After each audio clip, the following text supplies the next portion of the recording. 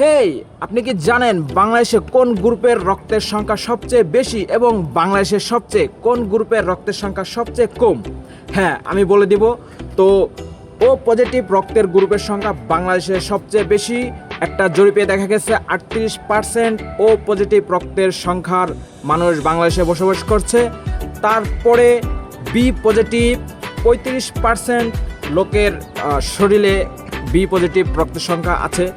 এরপরে আছে এ পজিটিভ 25%, পরে আছে ও negative 7%, A B positive 2%, A negative 1%, A B negative 0.15%। তাহলে বোঝা যাচ্ছে বাংলাদেশে সবচেয়ে ভালো গ্রুপের রক্তের সংখ্যা ও পজিটিভেই বেশি 38%, এবং সবচেয়ে ভালো গ্রুপের রক্তের সংখ্যা কিন্তু ও পজিটিভই।